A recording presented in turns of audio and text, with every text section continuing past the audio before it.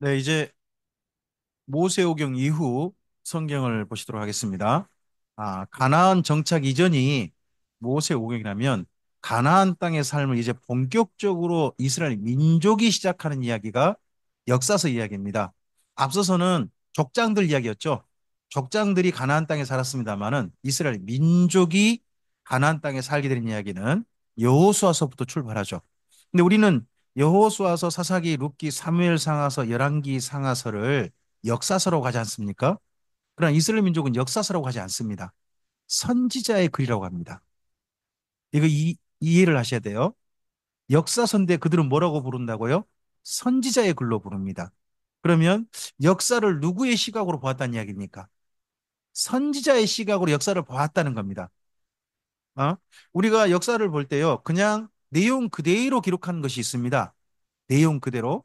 하지만 실록 같은 거죠. 조선왕조 실록 같은 게 내용 그대로 들어가지 않습니까? 근데 평가의 내용이 들어가는 역사서가 있습니다. 그걸 뭐 소위 평전이라고 그러죠. 평전. 그러니까 성경의 역사서는 실록이 아닙니다. 성경의 역사서는 항상 모든 성경이 평전이에요. 누구의 시각으로 평가를 한 거예요. 역사를 보고. 그런데 여호수아, 사사기, 룻기, 사무엘 상하서, 열왕기 상하서는 누구의 시각으로 역사를 평가했다고요? 선지자의 시각으로. 이걸 기억하시면 그 시각하에서 쓰여지고 있는 요엘서부터 다니엘서까지 이 선지서 이야기도 함께 공감대로 이해할 수 있는 겁니다. 똑같은 선지자의 시각으로 한쪽은 역사를 봤고 똑같은 선지자의 시각으로 하나님의 말씀을 대언하는 입장에 선 겁니다. 같은 입장을 가지고 역사서를 그럼 우리 어떻게 읽어야 될까요? 한 8가지 질문을 기억해 보시기 바랍니다. 1번 읽으실까요? 출애굽기 19장 5절 6절이 이루어지는가? 어, 우리 아마 신수 목사님께서 이 부분은 반드시 다루셨을 것 같습니다. 출애굽기 19장 5절 6절. 여기는 기억하셔야 됩니다. 왜냐 그러면 하나님의 기대하심이거든요. 너희가 내 말을 듣고 내 언약을 지킨다면 너희가 내게 대하여 소유가 될 것이고 제사장 나라가 되어지고 거룩한 백성이 되리라. 하나님께서 이스라엘 민족이 가나안 땅에서 세 가지 존재가 되길 원합니다. 하나는 하나님의 소유, 또 하나는 제사장 나라, 하나는 거룩한 백성이 되는 겁니다. 근데 이 세 가지가 되기 위해서는 전제 조건이 뭐냐 그러면 너희가 내 말을 잘 듣고 지키는 겁니다. 그러니까 하나님 말씀 잘 듣고 지켜서 이런 나라가 되는가 보시하는 겁니다. 역사서는. 그래서 하나님께서 가나안 땅에 살 때 소유가 되는가? 하나님의 소유가 되는가? 과연 가나안 땅에 살면서 하나님의 제사장 역할을 하고 있는가? 보시는 거고 또 하나가 있다면 정말 그들이 그 가나안 땅에 살고 있는 다른 민족과 구별되는 거룩한 백성답게 살고 있는가? 이걸 우린 역사서술을 통해서 확인하셔야 되는 거죠. 하나님의 의도가 이루어지는 거 아니겠습니까, 이게? 자, 우리 신약 성경에 오셔가지고 주기도문 하시잖아요. 주기도문에서 우리 중요한 기도 제목 이거죠. 아버지의 뜻이 어디서 이루어진 것처럼 어디서도 이루어지기를. 땅에서 이루어지는 것을 우리가 늘 기도하고 소원하지 않습니까? 하나님께서 마찬가지로 구약 성경에서 이스라엘 민족을 가나안 땅에 살게 하시면서 소원하신 게 있단 말이에요. 그 소원이 어디에 담겨 있다고요? 출애굽기 19장 5절 6절. 그래서 이 부분은 꼭 기억하셔야 됩니다. 기억하시고 역사를 봐가시는 거예요. 두 번째, 레이기 26장 혹은 신명기 28장입니다. 이곳에는요, 하나님 말씀 잘 들으면 상이 주어집니다. 상, 호응이 주어져요.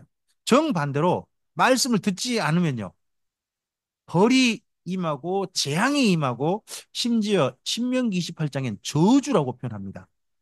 저주가 임할 것이다. 이런 표현을 써요. 그럼 이스라엘 민족이 가나안 땅에 살면서 하나님께서 말씀하신 상을 받았을까요? 벌을 받았을까요? 이걸 살펴보기 위해서 역사서를 읽는 거예요. 이걸 살펴보기 위해서. 자, 상은 뭔 뭘로 나타나나요?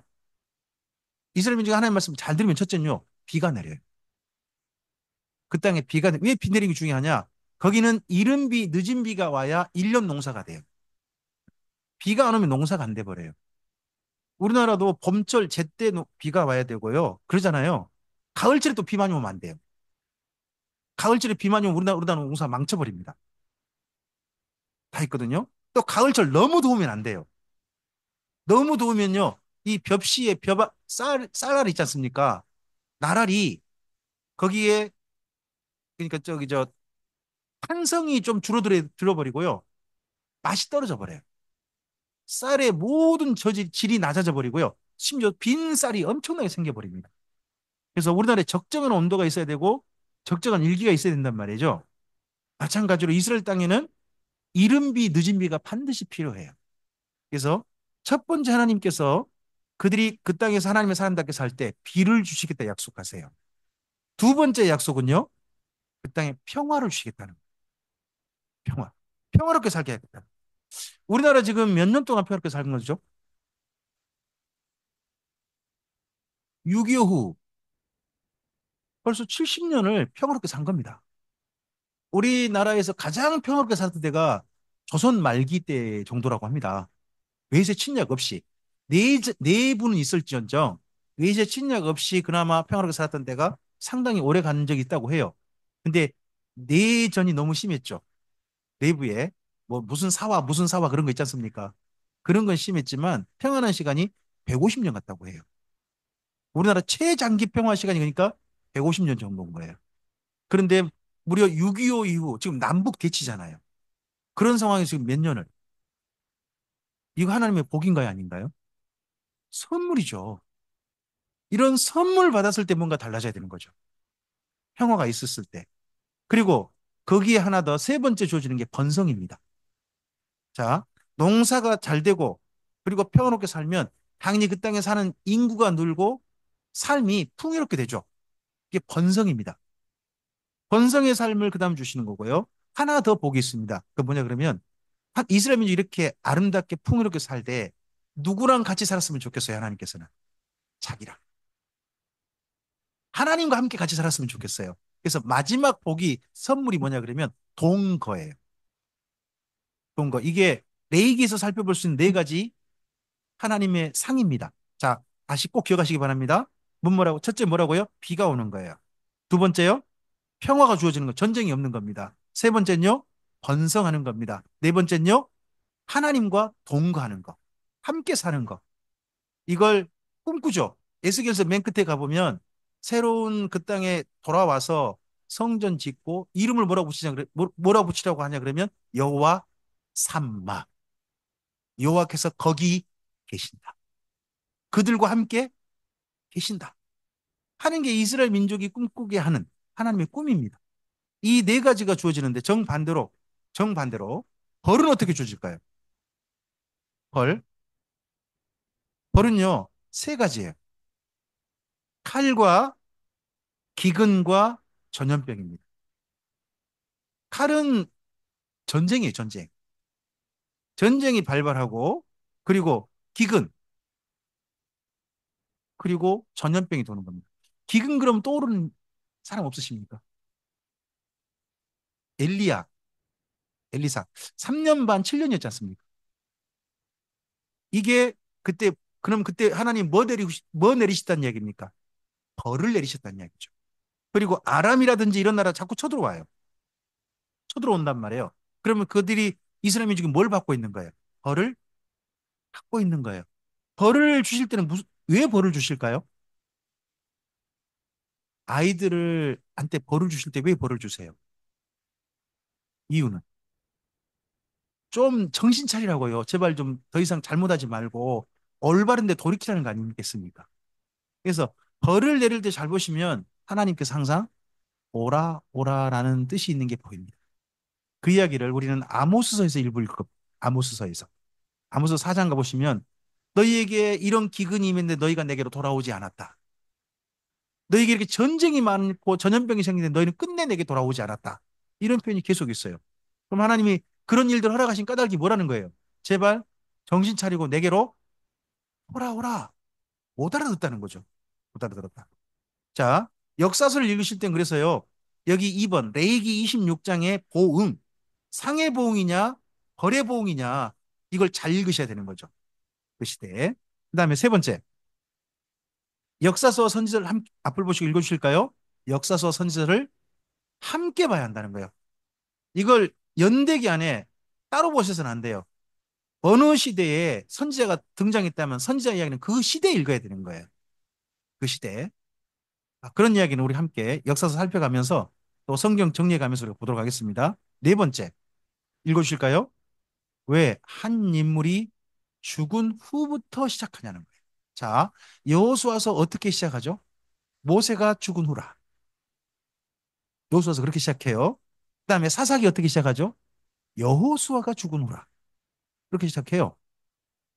사무엘 상서는 어떻게 시작하죠? 에, 에브라임의 라마다임 소빔에 엘가나라는 사람이 있더라 하는 이야기 시작해요. 전혀 상관없는 이야기처럼 보입니다. 근데 사무엘 하서 어떻게 시작하죠? 사울이 죽은 후라. 사울이 죽은 후로 시작하죠. 그 다음에 열왕기 상서는 어떻게 시작해요? 다윗이 나이 많아 늙어서 이불을 덮어도 따뜻하지 않더라. 그 말은 곧 죽을 때가 가까웠다. 그런 이야기로 열왕기 상서를 시작해요. 열왕기 하서는요. 아하방이 죽은 후라예요. 자 보세요.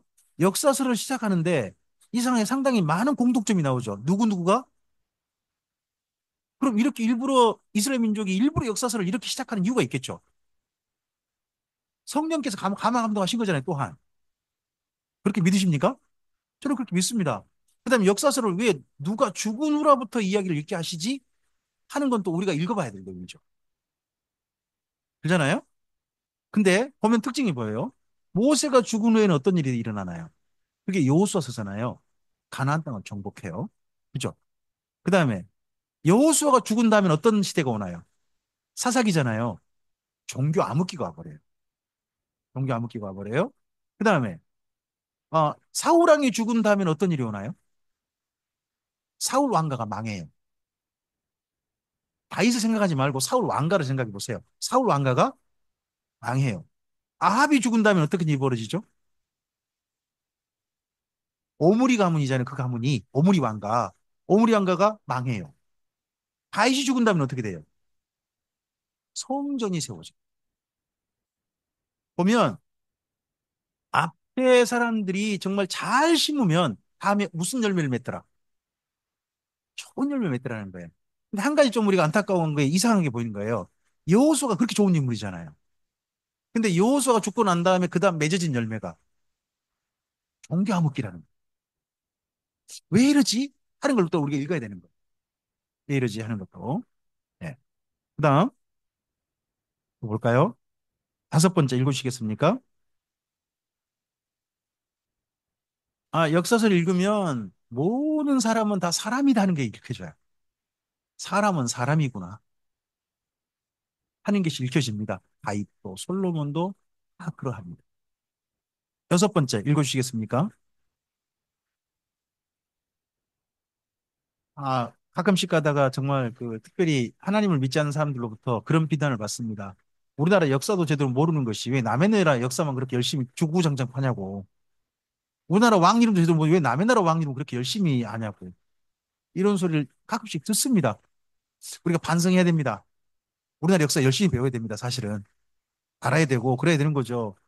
근데 어쨌든지 우리 성경에서 사실은 이스라엘 민족 왕이잖아요. 이스라엘 민족 역사의 천년 역사거든요. 이 천년 역사를 왜 배워야 하냐는 거예요. 왜 읽어야 하냐는 거죠. 성경으로. 그건 하나님께서요. 전 세계 모든 민족 가운데서 언약을 맺어서 살아본 민족은 이스라엘 민족이 유일해요. 하나님과 언약을 맺어 살아본 민족은 우리 한민족이 아니에요. 중국 사람도 아니고 미국 사람도 아니죠. 누구만이? 이스라엘 민족만이 하나님과 언약을 맺고 살아봤어요. 그러니까 우리가 읽는 것은요. 이스라엘 민족 역사를 배우기 위함이 아니에요. 이스라엘 하나님께와 이 언약을 맺고 살았던 이스라엘 민족이 그 언약 맺는 가운데서 어떻게 살았는가를 보고 싶은 거지. 그걸 위해서 읽는 것이지 이스라엘 민족 역사를 달달 외우기 위해서 우리가 이거 보는 거 아니란 말이에요. 그다음에 일곱 번째입니다. 읽으실까요? 예언자를 보내신 까닭이 있다는 겁니다. 한번 성경 찾아보시겠습니까? 열왕기하서 17장 13절입니다.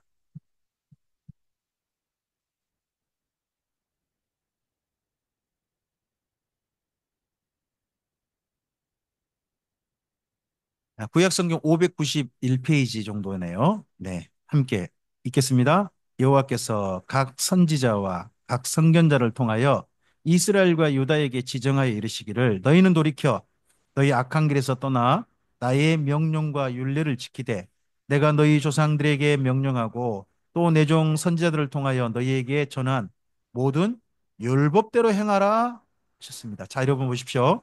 잘 읽으셔야 됩니다. 13절에 보면 여호와께서 선지자와 선견자를 통하여 누구에게 말씀하셨어요? 이스라엘과 유다. 이스라엘은 어디죠? 북이스라엘. 유다는요, 남유다. 선지자가 주로 북이스라엘, 남유다, 남북왕국 나뉘었을 때 많이 보낸받거든요. 이 두 선지자를, 양쪽 나라에 선지자를 보낸 이유가 뭐예요? 첫째는 돌이키라는 거예요. 너희는 돌이켜. 두 번째요, 하나님의 악한 길에 떠나고 하나님의 명령을 지키라는 겁니다. 동사를 중심으로 읽어보세요. 이스라엘 민족은 동사가 굉장히 중요하거든요. 첫째, 돌이켜가 있죠. 돌이켜. 두 번째 동사는요, 떠나.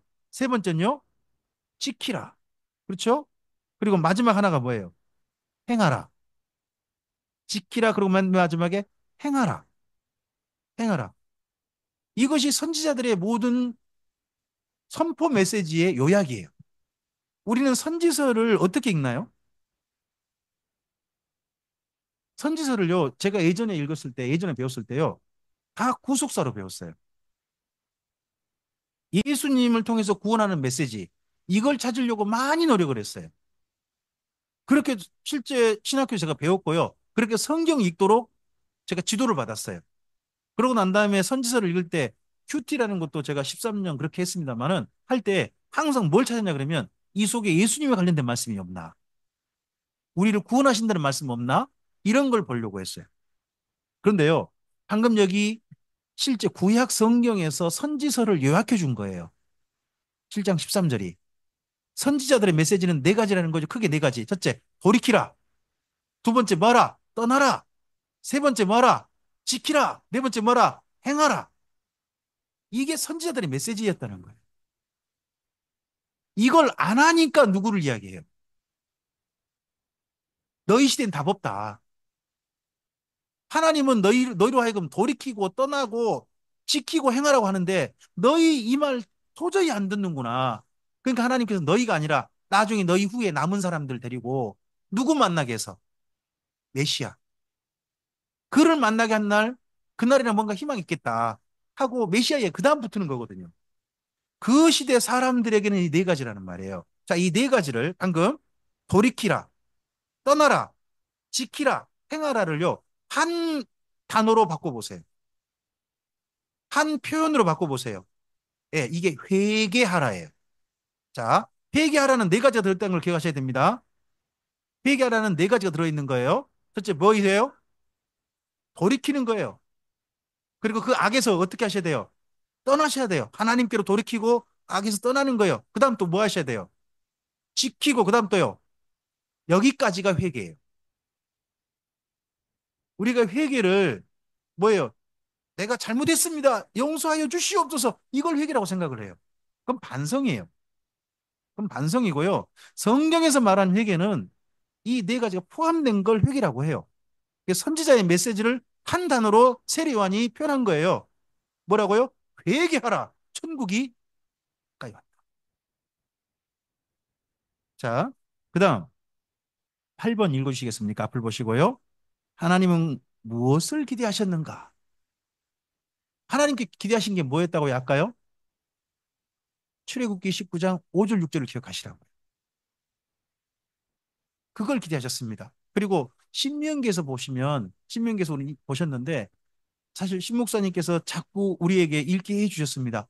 하나님께서는 너희 행복을 위하여 너희 행복을 위하여 이 말씀을 자꾸 합니다. 이 땅에서 성도가 살 때 성도의 삶이 뭐 하길 원하신 겁니까? 행복하길 원하신 겁니다. 행복하라고 뭘 주신 겁니까? 계명을 주신 겁니다. 행복하라고. 그리고 그렇게 행복하려면 한 가지가 전제돼야 됩니다. 하나님을 사랑하여 말씀을 지키는 겁니다. 사랑하여 지키는 삶이 행복한 삶이다. 하나님과 행복하게 살 수 있는 삶이다 하는 것으로 초대하신 겁니다. 이걸 알아들은 사람이 모세였죠. 그러니까 모세가 모든 십계명을 한 문장으로 정리해버리지 않습니까? 우리 뒤에 있는 뒤에 보이시잖아요. 너는 마음을 다하고 뜻을 다하고 힘을 다해 내 하나님 여호와를 이게 십계명 요약이에요. 이게 모든 레이기의 요약이에요. 모든 계명의 요약이죠. 모든 율법과 선지자의 강령이 됩니다. 이걸 하나님이 기대하셨는데 이게 이스라엘 민족 가운데 이루어졌는가를 우리가 읽는 거예요. 이루어졌는가. 자, 그런 가운데 첫 번째 성경 우리가 여호수아서를 대하는 겁니다. 여호수아서는 하나님과 이스라엘 민족을 부부 사이로 본다면 부부 사이로 놓고 본다면 마치 꼭 신혼집 마련 같습니다. 신혼집. 신혼집 어디서 사셨습니까? 셋집 셋방이셨습니까? 아니면 전셋집이셨습니까? 아니면 뭐 월세? 사글세 집이셨습니까? 아니면 기억도 안 나십니까? 하도 오래전 이야기시군요. 네. 어. 저, 저는 제 아내와 함께 네, 가장 먼저 여기 2층에 불법 건물에서 먼저 시작했다가 그다음에 1,200만 원짜리 전셋집으로 가서 동생들과 함께 살았던 기억이 있습니다. 그러다가 처음으로 완도 금일도라는 곳에 목회 아니라고요?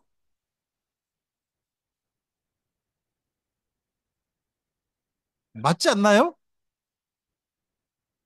아니, 지산동에 전셋집 탔다가 이제 금일도 갔잖아요.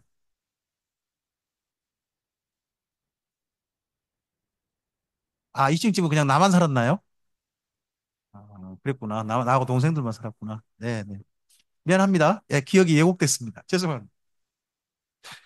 어, 근데 신혼집이 그 강주에서 제가 다시 이제 완도에서 강주로 목회를 나중에 왔는데, 처음으로 쓴 방이 예전에 상하방이라고 아십니까? 기억나십니까? 상하방?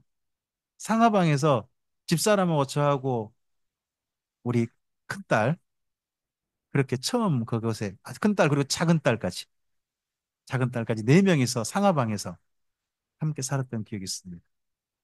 어, 과거 기억 생각해 보시면 신혼집이라는 것이 참 뭐라 그럴까 전셋집 얻기도 쉽지 않았던 것 같습니다. 저는 저는 그랬는데 어떻게 사셨는지 모르겠습니다. 근데 하나님은요 이스라엘 민족에게 어느 정도 신혼집 마련하게 해주셨습니까? 강원도만한 땅 너 등기해 네 거 가져 여기 네 집에 하고 강원도만 땅을 그냥 주셔버린 거예요. 하나님 저한테 이렇게 큰 땅 주시면 제가 진짜 좀 괜찮았을 텐데 말이죠. 근데 이스라엘 민족 이런 집을 주시는 거예요. 자 밑에 읽어주실까요? 광야 약속하신 대로 여호수아의 전쟁으로 가나안 땅을 차지하고 지파별로 분배 정착하게 하신 하나님이십니다. 자, 여호수아서 몇 가지 정리를 읽으실 때 뭐가 특징을 기억하시고 읽어보셨으면 좋겠습니다. 1번 읽어주세요. 아브라함에게 너는 복의 근원이 되라는 말씀도 하시지만 가나안 땅을 너한테 주겠다는 약속하시거든요. 아브라함 때부터 약속하신 거예요. 그 약속이 드디어 성취돼요. 드디어 이루어집니다. 두 번째요. 여호수아의 안식이라고 표현합니다. 여호수아의 안식. 가나안 땅 정착을. 뭐가 안식입니까?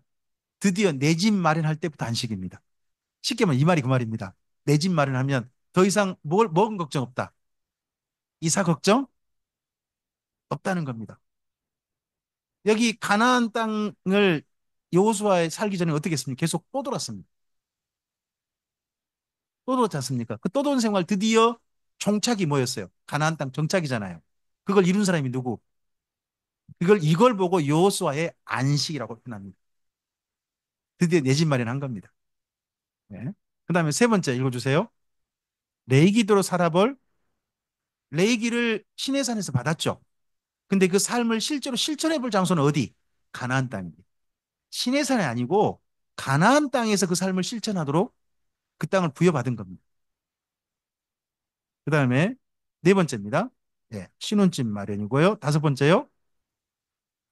하나님의 천사가 도왔습니다. 전쟁하면요, 이스라엘 민족이 사실 별로 한 게 없습니다. 어, 여리고 정복할 때 이스라엘 민족이 한 게 뭐예요? 성 돌고 소리친 것밖에 더 있습니까? 성 무너뜨린 건 누가 하셨습니까? 아, 누가 한지 모릅니다. 성이 무너졌어요. 근데 우리는 분명히 그건 그렇게 생각하는 겁니다. 누가 와서 도왔다. 하나님 천사가 와서 도왔다. 하는 겁니다. 그리고 아얄론 골짜기에서 갑자기 태양이 멈춰버리고 달이 멈춰버리죠. 그렇지 않습니까? 그거 누가 하신 것이다. 하나님이 하신 것이다. 하늘 중에 하신 것이다. 그래서 이 전쟁 하나님 천사들이 돕고 있다는 걸 보입니다. 그러다 보니까 저는 여섯 번째 이런 시간이라고 생각합니다. 뭐라고요? 여러분, 허니문 시간에는요, 허니문 때는요, 내 남자한테 눈길 돌린 여자 보이면 어쩔까요? 쥐어뜯어요. 예. 내 여자한테 찝적된 남자 보이면요. 가만 둡니까? 아니면 어떻게 해버려야 됩니까? 아, 그렇죠. 허니문 때는. 허니문 때는 그런 겁니다. 하나님과 이스라엘 민족 사이가 허니문 같은 때가 여호수아 같습니다. 얼마나 서로를 애지중지한지 이스라엘 민족도 그러고 하나님도 그러고 그런 사이입니다. 자, 여호수아서는 내용이 간단합니다. 첫째는 가나안 땅 정복하고요. 가나안 땅 나눠주고 정착하는 이야기입니다. 근데 전쟁, 정복 전쟁 하기 전에 뭐가 필요하냐? 전쟁 준비에 굉장히 많은 장이 할애됩니다. 준비가 1장부터 5장이에요. 준비는 철저할수록 좋습니다. 준비는 어중간하게 대충 했다가는 나중에 큰 거 다칠 수 있습니다. 준비는 잘 하셔야 됩니다. 1장부터 5장이에요. 그리고 전쟁은 6장부터 12장 세 번의 전쟁합니다. 세 번의 전쟁해가지고 가나안 땅에 살고 있는 세력이 더 이상 이스라엘 민족이 정착할 때 감히 덤벼들지 못하게 만들어 버립니다. 그리고 땅을 나눠주죠. 그리고 난 다음에 여호수아가 자기 모든 사명을 마치고 세상을 떠나기 전에 유언하는 이야기로 여호수아서 정리됩니다. 그래서 여호수아로 기준 한번 해볼까요? 그럼 저를 따라서 해주시겠습니까? 여호수아가 전쟁을 준비해서 세 번의 전쟁을 했고 전쟁 후에 가나안 땅을 나누어 주고서 유언을 남기고 그 다음은 뭐라고 할까요? 예, 죽어버렸다. 이게 여호수아서예요. 다른 이야기 아닙니다. 110세에 세상을 떠났다 하는 이야기입니다. 여기가 여당강입니다.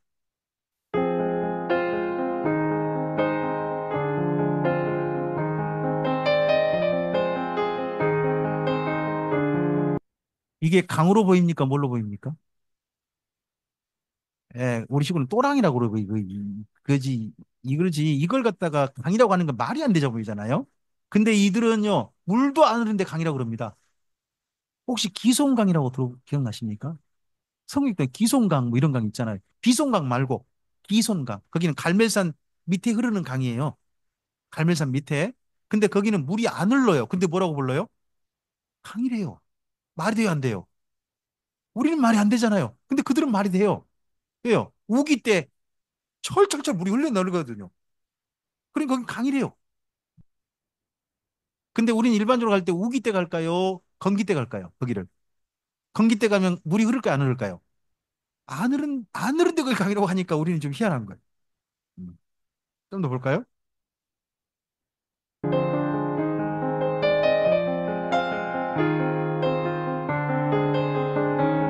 지금은 요단강 하천도 이렇게 단백질을 잘 만들어서 저는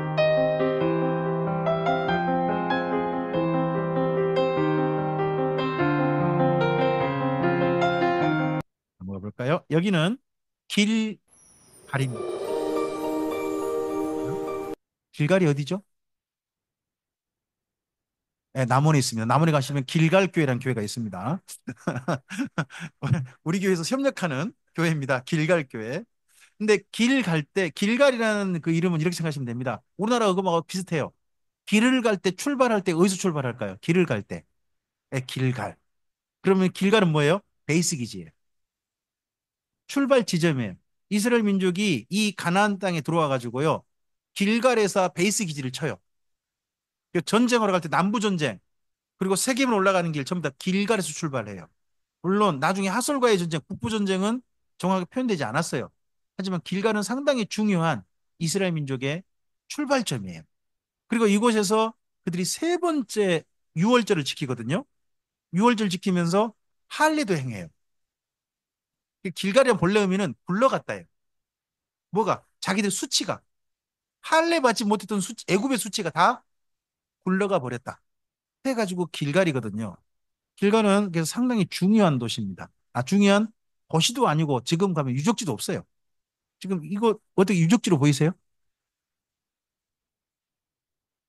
돌멩이 몇 개 지금 딱딱 그 뭐야 구역 나눈 거 이거 보고 유적지래요. 여기 길갈이 이 정도예요.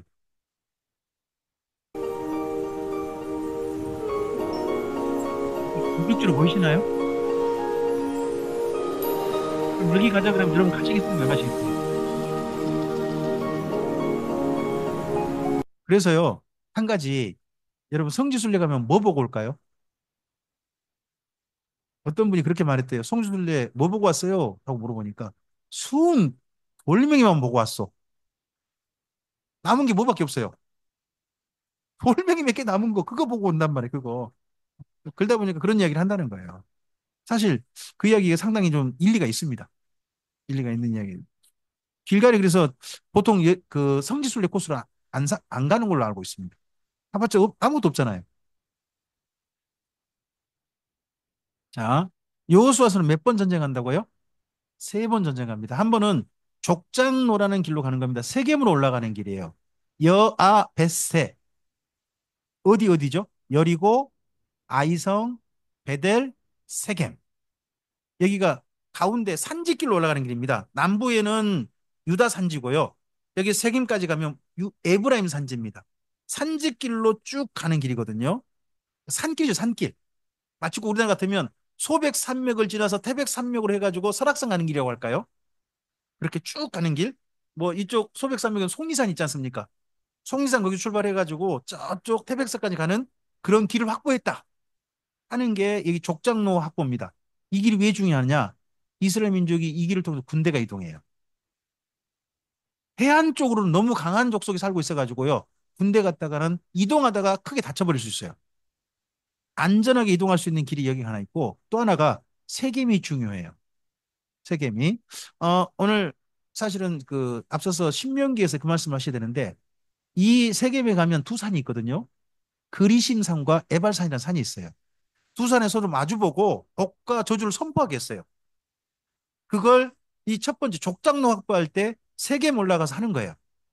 양쪽 산에 서로 마주서가지고 한쪽은 복을 선포하고 한쪽은 저주를 선포하고 서로 뭐하게 해요? 아멘, 아멘 하게 했던 그게 족장로 확보입니다. 두 번째는 남부에 기브온이라는 데가 있습니다. 여기서 아주 멀리서 온 것처럼 위장통하죠. 빵도 막 씌어불고 옷이 막 휘어지고 신발도 해주고 막 그래가지고 상태 가지고 아주 우리 멀리서 왔습니다. 당신들이 말을 들어보니까 우리가 감히 덤볐다가는 깜도 안 될 것 같아서 미리 당신 밑에서 함께 살고자 이렇게 평화하고자 합니다. 그러니까 제대로 알아보도 안 하고 바로 그냥 평화조약 맺어버리죠. 그 사건 후에 이스라엘이 상당히 좀 불평이 있었습니다. 그래도 어떻게 할 거예요? 이미 조약 맺었는데. 그런데 이 기브온이라는 데를 그 주변 족속이 아니 기브온 니네가 감히 우리를 배신해 해가지고 그 주변 족속들이 모여가지고 기브온을 먼저 이스라엘 민족과 싸우기 전에 기브온 먼저 없앤다. 그러니까 기브온을 둘러싸가지고 공격하고 있을 때 기브온이 급히 길갈에 있는 여호수아 군대에게 도움을 청하죠. 도움을 청해서 밤새 와가지고 길갈에서 와가지고 그 기브온 앞에서 전쟁이 벌어지게 됩니다. 그 전쟁 때 바로 태양아 멈춰라, 바람 멈춰라. 아얄론 골짜기에 이 놀라운 기적이 있던 사건이 일어나게 되죠. 그러면서 남부를 싹 쓸어버립니다. 남부. 남부를 싹 쓸어버려서 가나안 남부를 점령하게 됩니다. 그리고요, 북부는요, 이스라엘 민족이 전쟁을 먼저 걸지 않았어요. 이스라엘 민족이 먼저 전쟁 건 거는요, 사실은 족장로 확보 때만 먼저 전쟁 건 겁니다. 남부도 누가 전쟁 걸어온 겁니까?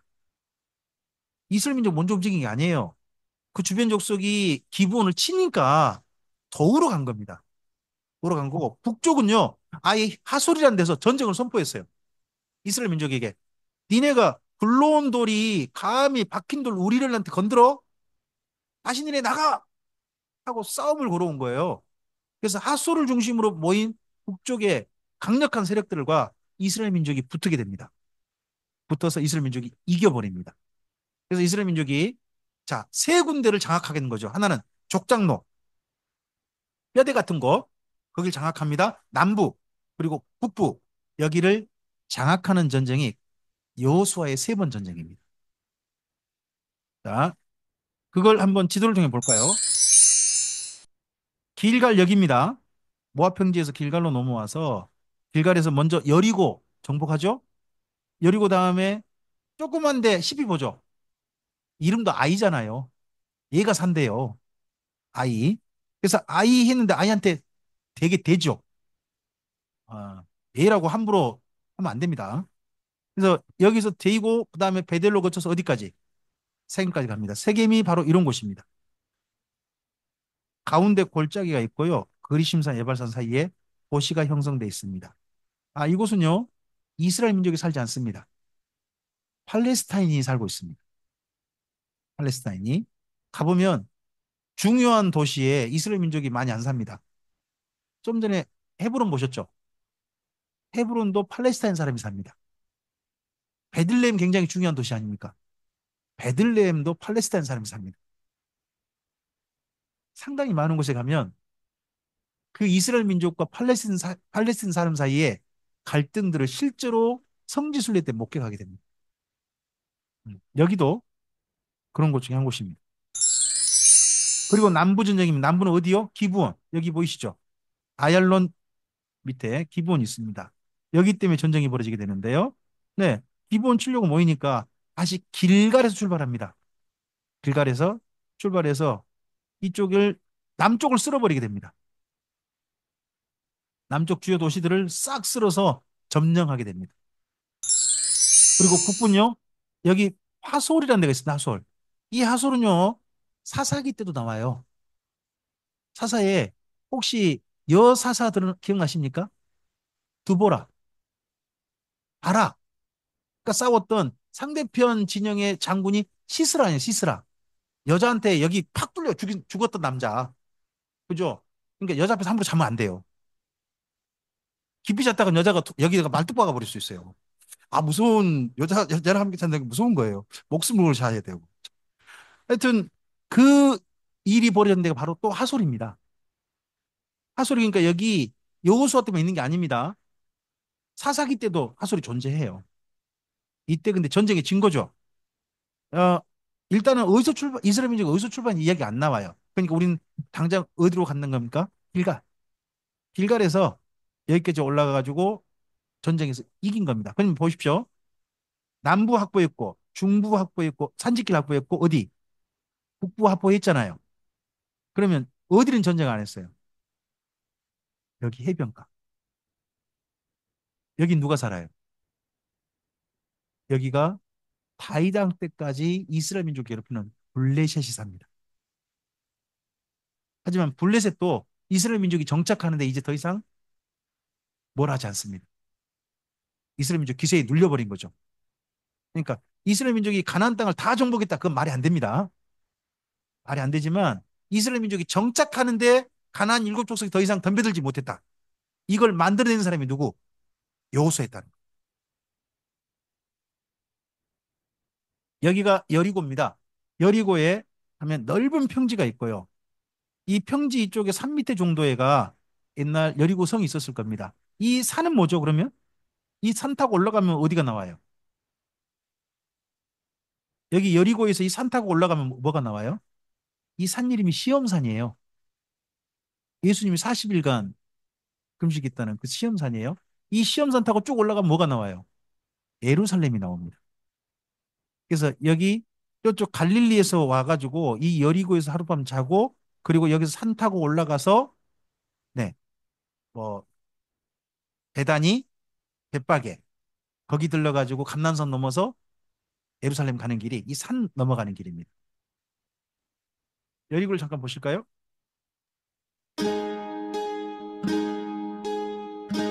뒷산이 시험산입니다. 시험산에 가면 소원이 있어요. 음.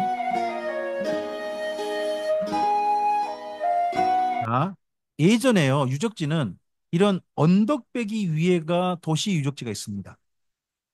가보시면 실제 유적지가 그렇게 어떤 언덕배기 위에가 있어요. 왜 언덕배기 위에다가 마을을 형성했을까요? 아, 평지에다가 그냥 한 게 아니라 언덕배기 위에다가 꼭 마을을 형성해요. 이유가 뭐예요?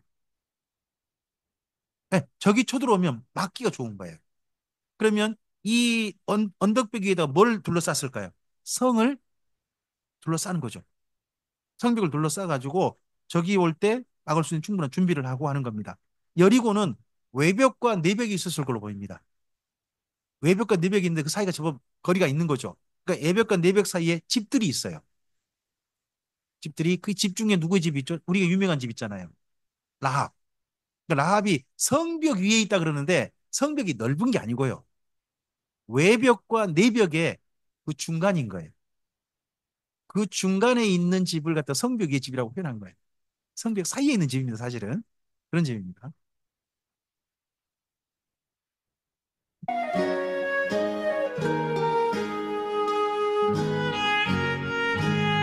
여기가 유적지입니다. 근데 큰 놀이고라 그러는데 얼마나 크냐. 근데 지금 보면 가고 싶은 사람이 있는데 아무리 봐도 잘 봐도 900명 이렇게 보는 느낌. 이 나무가 뭔 나무일까요? 산 깨고 올라갔던 그 나무랍니다. 무슨 나무입니까 이게?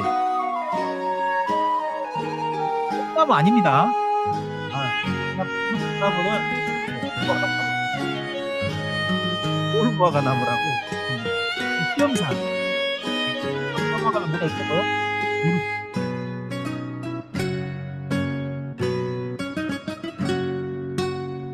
이런 영상이 인터넷 찾아보시면 굉장히 많이 나와요. 여러분들 핸드폰 하시죠? 핸드폰에 여기도라고 치고요. 영상, CD, 영상 뭐 설명 있잖아요. 동영상 다 검색하시면 여러 개 뜬다니까. 그런 걸 가지고 보시면 쓰세요. 이거 여러분 할 수 있으십니다. 자, 여기가 세겜산입니다. 아, 세겜입니다. 아까 말씀드렸죠? 에발산과 그리심산 사이에 있는 그런 산입니다. 이곳을 나중에 신약 성경에서 뭐라고 표현했나요? 이 지명을 세겜이라고 하지 않고 수가라고 했어요. 수가. 수가성 우물가 여인. 거기가 여기 세겜입니다. 여기. 여기는 아까 보셨어요.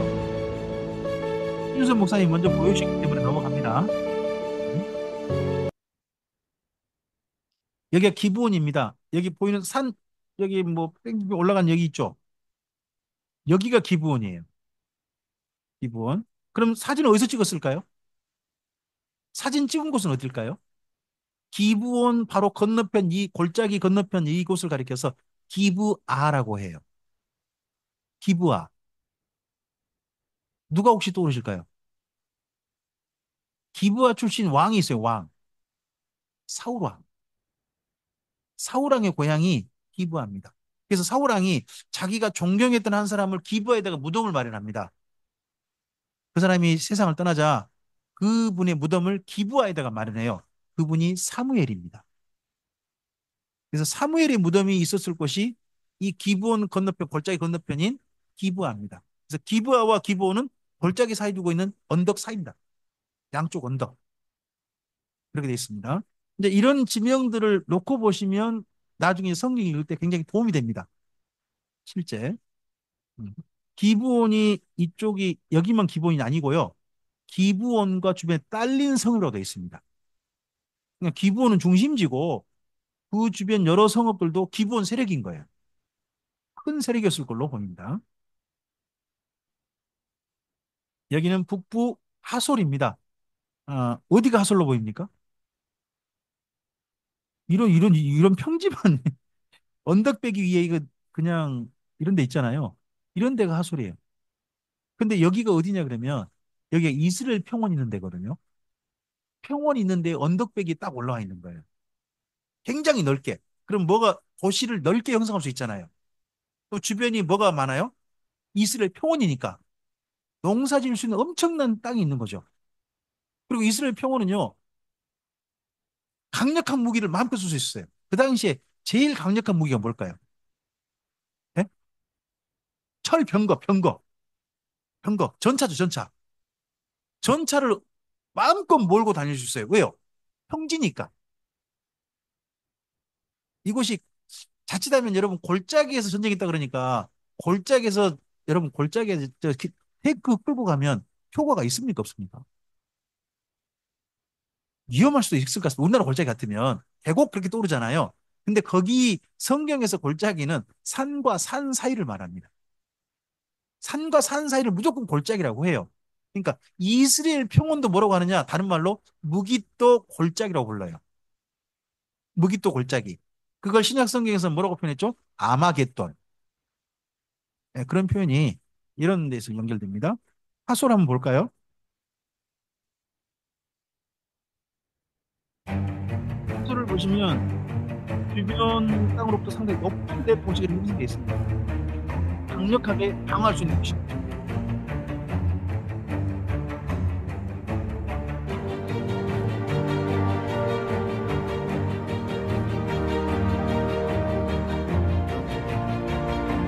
하솔은요, 이스라엘 민족이 점령되고 난 다음에도 군사, 강도적으로 사용된 곳이 있습니다.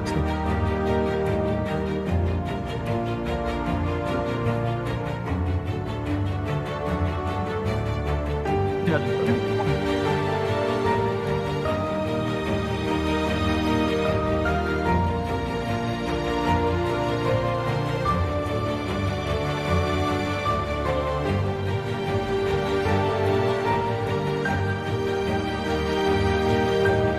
피해 흔적이 이렇게 지금도 남아있습니다. 근데 방금 보셨지 않습니까? 성주순례가 뭐만 보고 온다고요? 저렇게 돌만 보고 옵니다. 네. 자, 이 여호수아서에서 우리 하나님께 추천한 세 사람을 꼭 만나셔야 되죠. 첫째 누굽니까? 라합이란 여인이고요. 또 한 사람 갈렙이고요. 또 한 사람 당연히 여호수아입니다. 이 중에 우리 여호수아 너무 잘 알고요. 라합이라는 사람도 너무 잘 알죠. 갈렙도 잘 압니다. 근데 갈렙이라는 이름의 뜻이 개라는 것은 잘 모르신 것 같아요.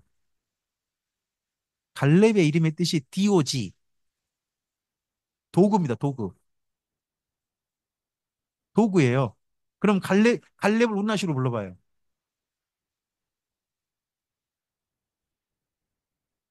좀 그걸 너무 귀엽게 불러봐요. 강아지. 기분 나쁘게 불러봐요. 목사님 딱이에요. 그렇죠. 그래서 이스라엘 민족이 보면요. 이 이후에 갈렙이라는 이름을 안 써요. 보통 위대한 사람이 있으면 그 다음 사람 이름 쓰잖아요. 근데 모세라는 이름 안 써요. 왜요? 모세라는 이름 이스라엘 민족식 이름 아니에요. 이집트식 이름이거든요. 그러니까 안 써요. 갈렙도요? 안 써요. 안 써요. 근데 여호수아는 많이 쓰잖아요.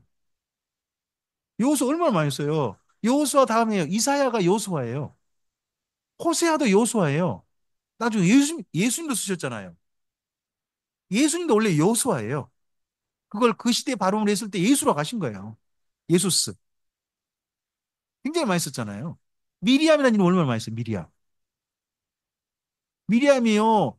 시작시도 보면요. 이 말이야, 저 말이야, 또 말이야. 여자 중에 정 이름 모르겠으면 마리아 그럼 절반 맞나 그러잖아요. 이슬 민족 여인 중에 마리아 이름을 얼마나 많이 썼어요. 그런 이름 엄청나게 썼지만 갈렙이라는 이름을 안 쓴다. 갈렙은. 왜요? 이스라엘 민족이 제일 혐오하는 동물이 뭐예요? 개요, 개. 개하고 돼지. 개하고 돼지다 보니까 이 이름을 쓰질 않아요. 존경하지만 쓰지 않습니다. 이제 이런 것도 우리가 좀 읽어볼 만한 분입니다. 그럼 보십시오. 갈렙이 그런 이름을 가졌다는 것은 갈렙의 출신이 좀 이상하다는 이야기입니다. 왜 계란 이름을 가졌어요? 이게 이집트 신앙이에요. 아누비스라고 하는 그 이집트 신이 있습니다. 개 머리예요, 머리가. 신이 머리가 개예요. 그런 걸 따온 거예요. 그러니까 유다 지파 중에서 비주류였어요. 근데 비주류였던 갈렙이 유다 지파의 족장이 된 거죠. 그리고 그의 동생도 사자가 됐죠. 온니엘, 온니엘. 그러니까 비주류가 주류가 된 놀라운 이야기가 사실은 여기 갈렙과 그의 동생 온니엘의 이야기가 있었고요. 기생 라합은 우리가 너무 잘 알죠. 근데 라합의 이야기로 결국 누가 이어져가요? 라합의 남편이 누구죠? 살몬이죠. 살몬이잖아요. 그죠? 살몬 그러니까 연어가 떠오르네요. 여러분 안 떠오르시는 거죠? 예. 어, 이 살몬과 라합 사이 태어난 사람이 누구예요? 보아스. 보아스가 누구랑 또 만나요? 루. 룻과 만나잖아요. 둘 사이 태어난 사람이 오벳. 오벳. 오벳의 그다음 아들이 이세. 이세의 아들이 다윗. 다윗이 태어나는 위대한 가문에 누가 있냐? 라합이 있어요. 라합이 있어요. 누구랑 만났을 때? 라합과 살몬이 만났을 때 위대한 작품이 또 나오는 거죠. 이런 하나님 작품이. 자, 방금 말씀드렸던 아누비스입니다. 이거 이집트 신화의 정식으로 나와요. 아누비스라는 신이 머리가 어떻게 뭘로 돼 있어요? 예, 목 목장 지키는 개, 그 개 머리로 갑니다. 그러다 보니까 개신을 믿는 거죠, 이들은. 개신. 혹시 여호수아의 아버지 이름이 뭐죠? 눈 아니까 눈. 눈의 아들 여호수아잖아요. 눈이 뭐예요? 지금 내리는 눈? 물고기란 말이잖아요. 왜 물고기라는 이름이에요? 이집트 신이란 말이죠, 물고기도. 그러니까 뭐가 보이냐 그러면 이스라엘 민족이 출애굽할 때 무슨 신앙에 많이 물들어 있었다, 이미. 이집트 신앙에 많이 이미 물들어 있었고 점점 이집트화 돼가고 있었다. 이슬람의 정체성을 점점 잃어가고 있었다. 지키는 사람도 있었지만 점점 좀 섞이고 있었다 하는 것들이 보이죠. 그러니까 자, 여기가 갈렙이 말했죠. 이 산지를 내게 주소서 했던 헤브론입니다. 헤브론. 이곳에서 그 골짜기가 하나 있죠. 포도가 많이 나는 골짜기, 에스골 골짜기. 이 골짜기에서 그 포도 두 사람이 매어갔잖아요. 포도를. 포도 송이가 그렇게 컸을까요? 아니면 왜 두 사람이 매었을까요? 그게 포도송이와 가지로 돼 있거든요. 그 가지란 말은요. 밑에 뿌리 위에를 자른 거예요. 그 포도 넝쿨 전체를 뭐 한 거예요? 둘이서 들고 온 거예요. 그러다 보니까 둘이 든 거지. 한 송이가 이만해가지고 둘이 들었다. 그런 말 아니거든요. 근데 우리는 어떻게 예전에 많이 읽었어요? 한 송이가 우와 이래가지고 둘이 있다. 택도 없는 소리예요. 말도 안 되는 소리고 본래 성경 표현을 보시면 그건 가지를 잘랐다고 돼요. 가지를 잘라. 본문을 우리가 정확히 읽어야 되는데 너무 우리 어르신들의 그 표현에 그냥 다 그냥 넘어간 거죠. 이게 거기 포도예요. 잘 보세요. 어떻게 둘이 밀만합니까? 지금 맺히고 있는 그 에스골 골짜기 이게 포도라니까요. 예, 그쪽에 헤브론의 포도밭입니다. 여기는 아까 보셨죠? 막벨라굴, 막벨라굴, 예, 거기입니다. 뭐 헤브론 아까 보시긴 보셨던 것 같은데 헤브론 전경을 좀 볼까요? 헤브론은 해발 1200m 높이에 있고요. 이곳의 상당수는 팔레스타인 사람입니다. 이스라엘 민족이 아니에요. 근데 이스라엘 민족이 점점 여기를 함께 차지하려고 해가지고 신도심과 구도심이 서로 엉켜 있습니다. 그래서요, 그 막벨라 굴 있죠. 막벨라 굴이 독특합니다. 위에 건물 있잖아요. 원래 굴이면 건물이 없을 거 아니에요. 그 건물이 뭐냐 그러면요, 절반 절반이에요. 절반은 회당이고 절반은 사원이에요. 그러니까 절반은 유대교, 절반은 이슬람. 막벨라 굴이 그렇게 지어져 있어요. 그러니까 이런 것도 실제 이제 가보시면 방금 여기거든요. 가보세요. 절반 해가지고요. 절반 이쪽은 이슬람, 절반 이쪽은 유대교 회당. 그렇게 돼 있어요. 절반씩 나누는 거예요, 지금요. 서로 뭐니까 한쪽은 이스마엘 후예, 한쪽은 이삭의 후예. 그래가지고 서로 나눠서 이렇게 돼 있습니다. 어, 꼭 이렇게 말하면 가본 사람 좀 얘기하죠. 저도 헤브론은 안 가봤습니다. 자, 한번 보시는데 여기는 실로입니다. 실로를 왜 제가 보여드릴까요? 여호수아 때 정착하면서 성막이 안치된 곳이 실로입니다. 성막. 그럼 이스라엘 민족이 원래 하나님의 법대로 한다면 그 앞서서 우리 신명기 같은 말씀 읽었잖아요. 7년에 한 번씩 하나님이 택하신 곳에 모이라 그랬잖아요. 모이는 장소가 어디예요? 실로예요. 여기 모여야 되는 거예요. 여기에 본래 성막이 있었습니다. 실로는 어느 지파 땅에 있었을까요? 어느 지파? 에브라임 지파입니다. 에브라임 지파. 왜 에브라임 지파죠? 이스라엘 민족 장자가 누구라는 거예요? 요셉이고 요셉의 두 아들 중에도 누가 장자라고요? 형인 므낫세가 아니라 동생인 에브라임이 진짜 장자라는 거예요. 그러다 보니까 성막이 어디 존재하냐 그러면 에브라임이 집 존재해요. 쉽게 우리랑 똑같아요. 명절 때 누구 집 가요? 집안 식구들. 큰 집 가잖아요. 이스라엘도 똑같아요. 그래서 이 다음에 보시면 권력의 실세를 따라서 성막이 움직여져요. 자, 여기 실로에 있던 성막이 사울 왕 때 어디로 옮겨지죠? 노비요, 노. 노. 그래서 노베 다윗이 가가지고 진설병 얻어먹죠. 진설병. 진설병 어디다 갖다 나오는 거예요? 성막에 성소겠죠. 성속의 떡상. 떡상에 올려져다 나온 떡을 진설병이라고 그러거든요. 그러면 노베 뭐가 있었다?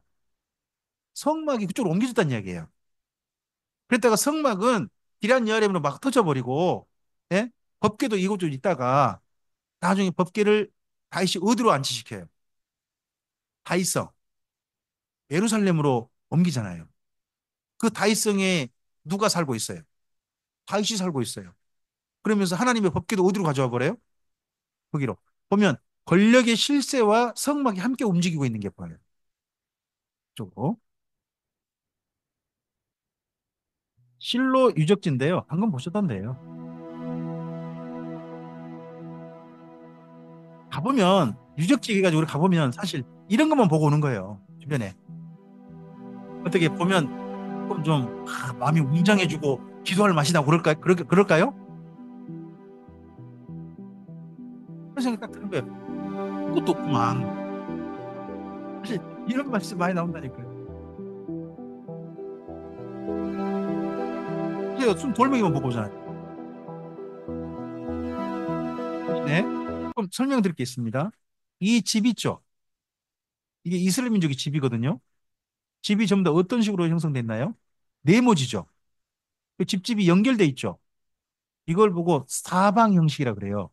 이스라엘 민족은 독특하게 집을 지어가는데요. 맨 처음에 아버지 집이 지어져요. 그럼 자식들이 있겠죠. 자식들이 저금을 내는데 이 아버지 집에 벽을 두고 큰아들이 집을 지어요.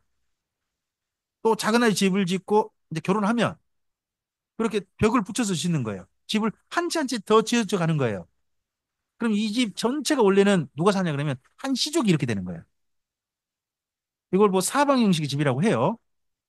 이런 식의 집들이 이스라엘 민족은 독특하게 짓고 그렇게 살았습니다. 자, 13장부터 21장까지가 이스라엘 민족이 받는 기업에 대한 내용들이겠죠. 13장에서는 여기 요단강 건너오기 전에 모세가 이미 나눠주던 기업이 있죠. 두 지파 반에게 나눠줬잖아요. 그 이야기 먼저 한번 언급해 주고요. 가장 첫 번째 기업을 받은 이야기로 누구 이야기를 한다고요? 갈렙. 유다 지파 이전에 갈렙에게 먼저 땅 나눠준 얘기 먼저 해요. 왜요? 하나님께서 정탐하고 돌아온 사람 있지 않습니까? 그 사람들 중에 이 땅 너한테 줄게. 누구한테 약속하셨어요? 갈렙에게 약속하셨잖아요. 그러니까 갈렙이 가장 먼저 대상이 돼요. 갈렙이 어느 지파 사람이에요? 유다 지파. 그러다 보니까 갈렙 다음에 누구 이야기로 이어져요? 유다 지파 이야기로 이어지고요. 그리고 난 다음에 누구 이야기로 이어지나요? 요셉 가문. 왜 요셉 이야기로 그 다음 이어져요? 말씀드렸잖아요. 요셉이 장자라고요. 장자 그리고 다른 지파. 이런 식으로 내용들이 이어지고 마지막 짚어 마지막 누구에게 딱 나눠주는 이야기로 레위죠. 레위가 아니고 죄송합니다. 레위. 네. 그래서 보면은 딱 나눈 이야기가 그냥 쓴 거 아닙니다. 그들 나름의 질서가 있습니다. 이제 이런 질서들을 찾아가면서 읽으시면 조금 이스라엘 민족의 정말 위계 질서 어떻게 지파에 대한 어떤 사실 사실 차등을 좀 둔 겁니다. 차등을 두고 하는 것도 보입니다. 열두 지파를 땅을 나눠 보면 보십시오. 저쪽 건너편에 문하세가 땅이 굉장히 두 개나 차지했죠. 양쪽이 차지했습니다만 여기 요단강 서편의 땅 전체 중심지가 어디예요? 중심지는 에브라임입니다. 한 가운데 전체 한 가운데 에브라임이고요. 에브라임에 뭐가 있는 거예요? 실로 있도록 이렇게 전체가 땅이 나눠져 있습니다. 그런데 여호수아 다음에 이렇게 잘한 여호수아인데 두 가지가 안 보인다는 겁니다. 첫째는 모세가 부탁을 했어요. 7년에 한 번 면전날마다 뭐 해달라? 성경 읽게 해달라. 가르쳐달라. 하나님을 경외하고 말씀 준행하고 자식들한테 가르친 일들이 시작되게 해달라. 했잖아요.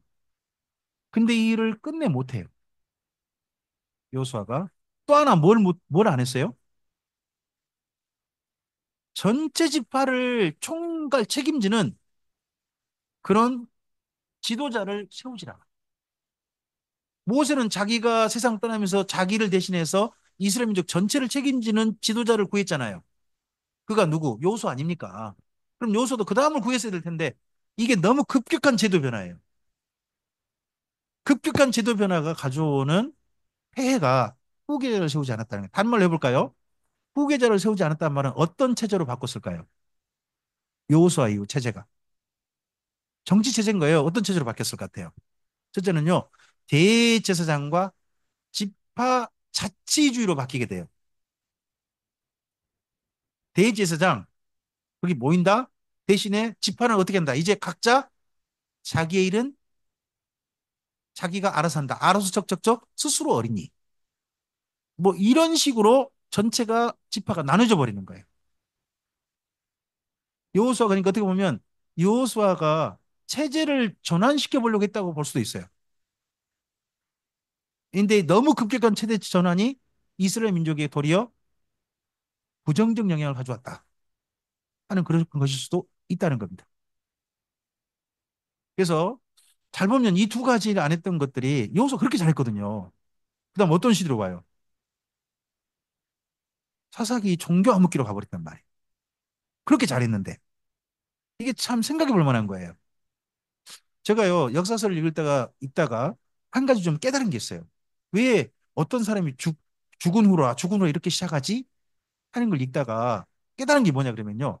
아, 김명주라는 사람의 인생은 제가 죽고 난 다음에 제가 남긴 영향력까지가 저의 인생이구나 하고 저는 깨달았어요. 여호수아의 인생은 어디까지인 거예요?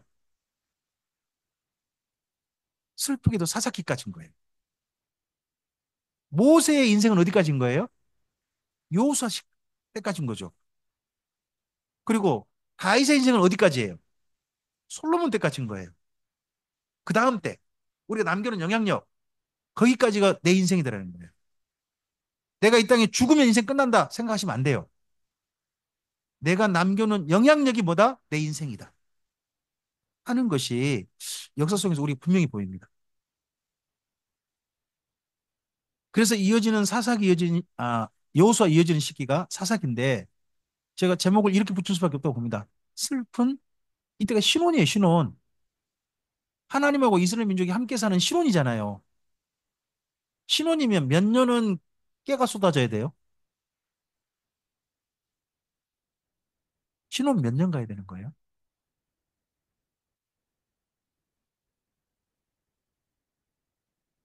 3년. 근데 제가 듣기로는 결혼 7년이라고 들었거든요. 결혼 7년? 그래서 7년이면 뭐 갱년기 온다. 권태기 온다. 뭐 이런 말을 이제 들었던 것 같습니다. 그러면 적어도 하나님과 이스라엘 민족이 정말 알콩달콩하고 살아야 할 이야기가 가득한 시대가 어느 시대여야 되냐 그러면 사사기 시대인 거예요. 근데 그런데 1장부터 3장까지 요약입니다. 읽어주시겠습니까? 옆에. 그리고 3장부터 16장까지가 온니엘부터 삼손까지 사사 이야기예요. 그다음 읽으실까요? 어려움은 지속되어졌고 어려움 벗어날 때 또 악으로 반복하고 반복하고 이러더라는 겁니다. 또 악하고 또 악하고 반복하다. 하나도 달라진 게 없더라. 그리고 총 결론입니다. 이 시대는 누구를 왕으로 인정하지 않았다. 하나님을 왕으로 인정하지 않다니까 사람들이 어떻게 살았다?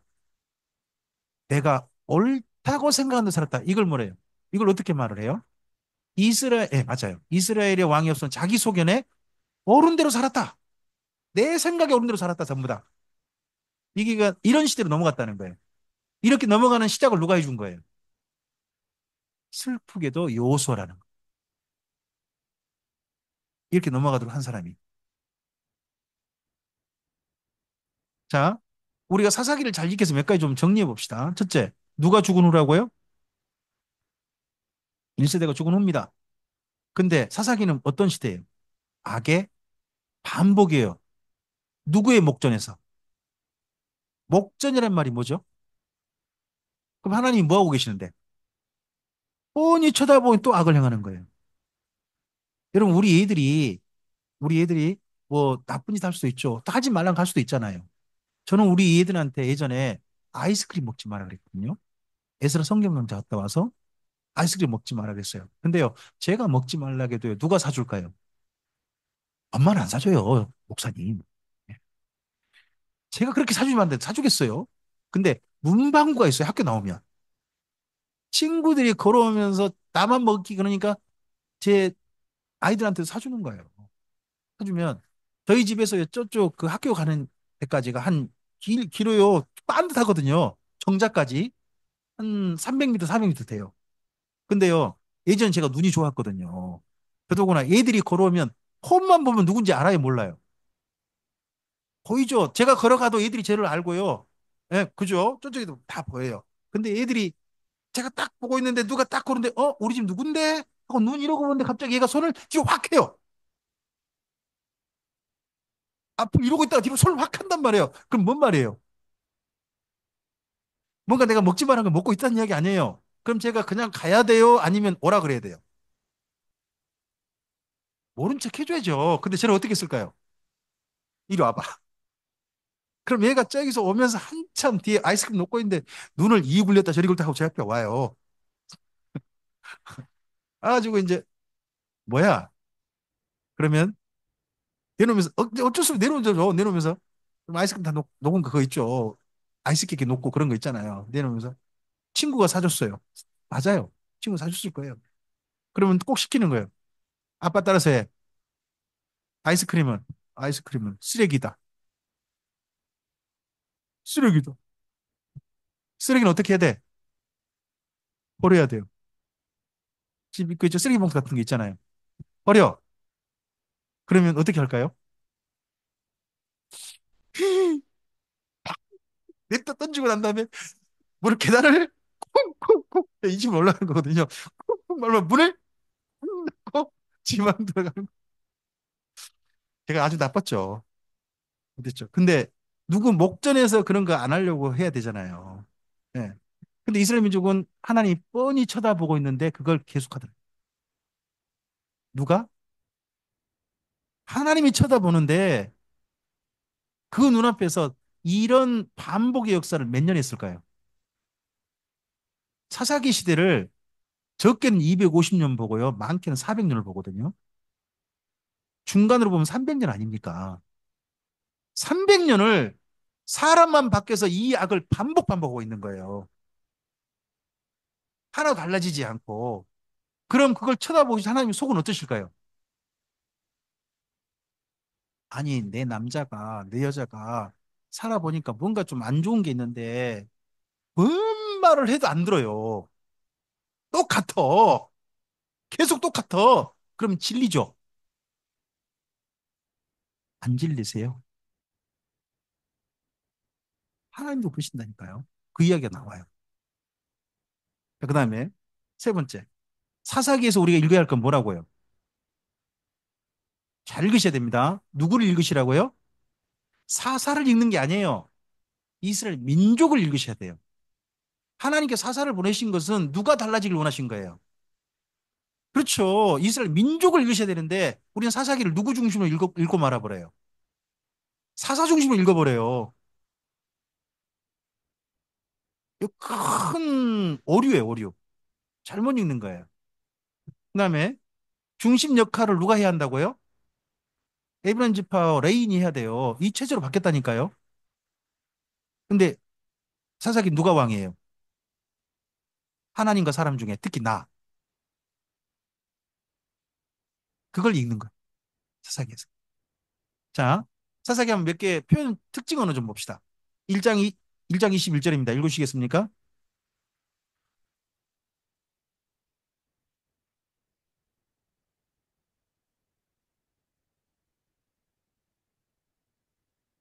첫 번째, 읽으셔야 될 단어가 1장에서 반드시 읽으셔야 됩니다. 쫓아내지 못했다는 단어가 반복될 겁니다.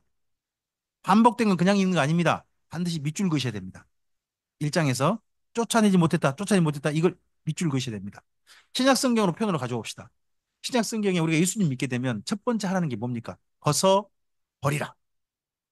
옛사람은 뭐하라? 벗어 버리라. 옛사람은 심지어 뭐하라? 죽이라.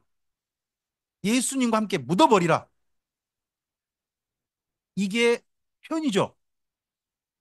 근데 그게 쫓아내지 못했단 말, 다른 말은 뭔 말이에요? 벗지 못하고 있는 거예요. 여전히 살아 꿈틀거리고 있는 거예요. 그게 신약의 이야기로 표현될 수 있겠죠. 그 다음에 2장 10절 두 번째 표현입니다. 읽으시겠습니까? 그 후에 일어난 다른 세대는 여호와를 알지 못하며 여호와께서 이스라엘 위하여 행하신 일도 자, 두 가지는 몰라요. 첫째는 하나님을 알지 못했대요. 그럼 뭘 안 배운 걸까요? 성경을 안 배운 거예요. 그 다음에 행하신 일도 알지 못했대요. 뭘 안 배운 거예요? 역사. 그래서 성경에서 반드시 해야 될 교육을 두 가지를 이야기를 해요. 하나는요, 성경 교육과 또 하나는 역사 교육이에요. 이 두 개가 똑같이 제대로 되지 않으면 이상한 데로 가요. 이 두 개가 똑바로 돼야 됩니다. 균형 있게. 그래야 하나님의 나라를 바르게 이 땅 가운데 실현할 수 있는 준비가 되는 겁니다. 그 다음 세 번째입니다. 사사기 4장 1절입니다. 예, 이미 말씀드린 것입니다만 읽으실까요? 에웃이 죽으니 이스라엘 자손이 또 여호와의 어디에서? 목전에서 이 말이 반복돼요. 이 말 나올 때마다 밑줄 그으셔야 됩니다. 사사기에서 밑줄 그어야 될 표현은요, 전부 다 기분 나쁜 말밖에 없어요. 근데 이런 말들이 반복되고 있어요. 이걸 하나님이 몇 년 참으신 거예요? 적어도 300년 이렇게 참으셨다는 이야기예요. 계속 사람만 바뀌어 똑같은 행동을 하는데 지켜보고 계신 거예요. 그때 하나님 속이 얼마나 문드러져있을지를 우리가 보는 거예요. 읽는 거예요. 사실 이걸 읽다 보면 뭐가 보이느냐? 내가 똑같은 악을 행하고 똑같은 또 반복하고 실수하고 하는 걸 스스로 그냥 뻔히 알면서도 어떤 악을 행하고 하는 걸 계속 하나님께서는 다 보고 계실 거 아니에요. 근데 보면서 뭐 하고 계신 그냥 지켜보고 계신 하나님의 속은 어떠실까 하는 것도 사실 우리가 읽어야 될 내용이죠. 이 내용에서. 그 다음에 마지막 뒤에 총 정리 내용 중에 하나죠. 사사기 17장 6절입니다. 읽으시겠습니까? 그때에 사람마다 자기 소견에 네. 사사기를 이런 네 가지 특징 언어를 가지고 한번 읽어보시기 바랍니다. 이런 데를 밑줄 그으셔야 됩니다. 누가 몇 사람 죽였다 이런 거 좀 읽지 마시고 좀 읽어야 할 때를 좀 읽으셔야 됩니다. 그래야 이 시대를 바르게 볼 수 있습니다. 자, 사사기 시대는 1장부터 3장은요. 사사기 시대는 이런 시대라는 겁니다. 두 단어가 중요 단어입니다. 첫째요. 쫓아내지. 두 번째요. 1세대는 경유했답니다. 1세대. 근데 그 다음 세대부터는 여쭤볼까요? 사사기를 통해 가지고 꼭 이렇게 해봐야 됩니다. 지금 이 자리에 오신 분들 전부 다 하나님을 사랑하고 경외하신 분들이죠. 그잖아요. 여쭤볼게요. 여러분이 가지고 계시는 그 경외심 그 하나님을 사랑하는 마음, 그 다음 우리 아이들한테 물려주고 있나요? 있나요? 그게 여기 사사기 첫 번째 1장 3장 1구절 내용이에요. 물려지지 않는다면 우리가 지금 어느 시대를 반복하고 있는 거예요. 자, 사사기 시대 같은 종교 암흑기가 우리 가정, 우리 후손에게 물려지게 될 거예요. 정반대가 되게 하죠. 정반. 그다음 3장부터 16장에는요. 목전에서 또 악을 행했답니다. 그런데 이런 이스라엘 민족이 하나님 어떻게 하셨다고요? 이들을 여전히 사랑하셨다. 음. 그래서 저는 그 노래가 그래도 늘 감사한 하나님의 은혜를 생각하는 노래입니다.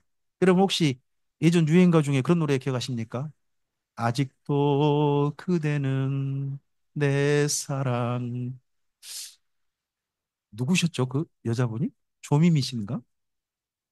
성함이 누구였는지 기억이 안 나요.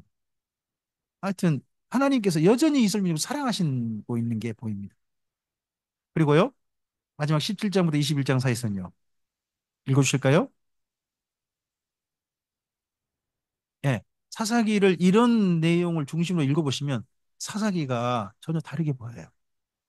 지금까지 사사기는 보통 어떻게 보셨을 거냐 그러면 어떤 사사가 나타나서 이스라엘 민족 구원했다 이런 얘기를 읽으셨을 거예요. 그죠? 근데 구원받은 이스라엘 민족이 어떻게 됐는데요? 하나도 안 달라졌더라. 거기를 안 읽어요. 안 달라진 이스라엘 민족 하나님 어떻게 되셨는데? 어떻게 하셨는데?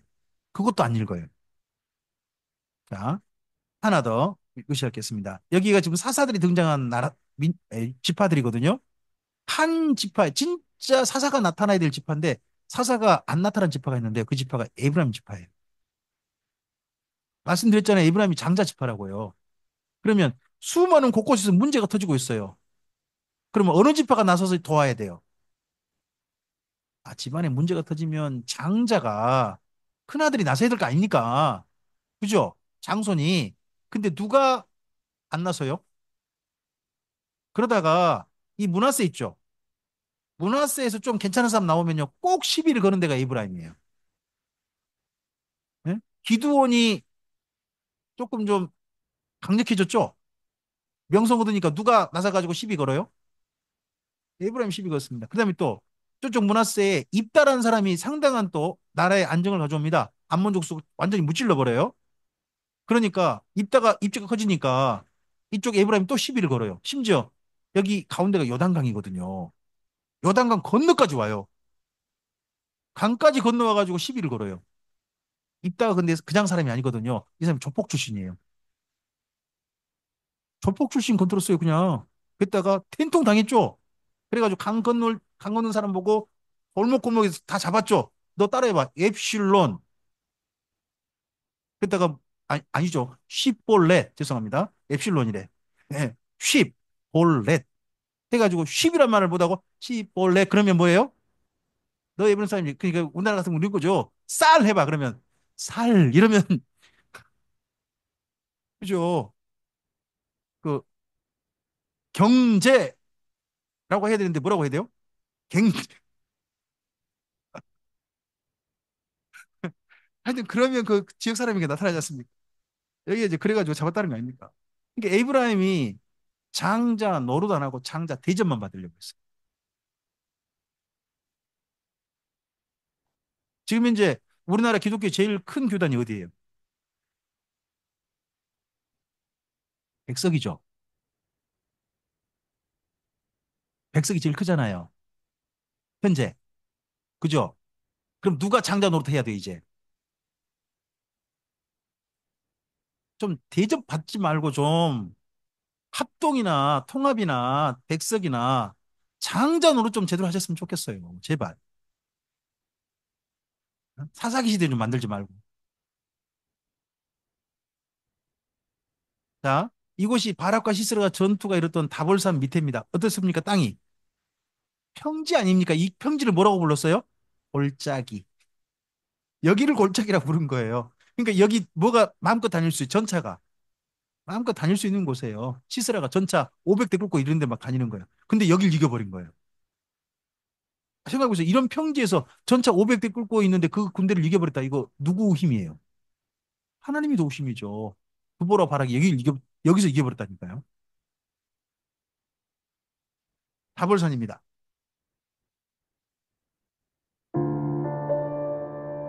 두 분이 뚜론으로 다볼산을.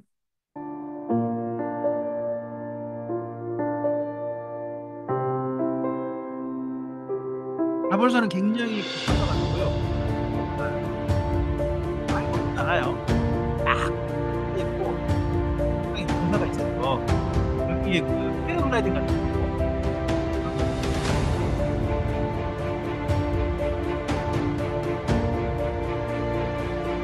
무화과 나무 있는데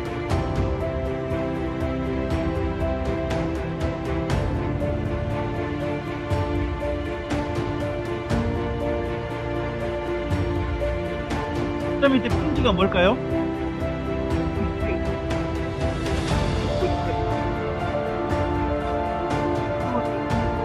그러잖아요.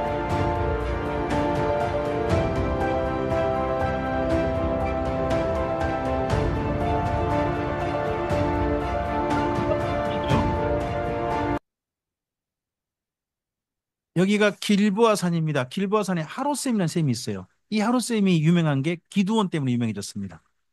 300명이 여기서 개처럼 뭘 핥았다는 겁니다. 그래가지고 하롯샘 여기가 유명해졌죠. 이 앞에 넓은 평원 여기가 뭐라고요? 이스라엘 평원. 이스라엘 평원 그 근처에서 일어난 전쟁들입니다. 기드온도 거기서 일어난 전쟁입니다. 여기가 하롯샘인데요. 숙취가 걱정될 때 눌러 딱 바로 마시자. 걱정 안 되는데. 모닝케어 프레스온. 요즘 멘탈 관리는 헐. 필수죠. 그러니까 보험도 하나 시그니처 여성건강보험 3.0. 넘어갑시다. 하루쌤 보지 않는 걸로 집에 가서 여러분께서 광고 함께 보시는 걸로 그렇게 하시죠. 네, 사사기 시대 하나님 마음을 좀 이해하는 내용으로 사사기 10장을 좀 보셔야 돼요. 자, 읽어보겠습니다. 읽어보세요. 이스라엘 자손이.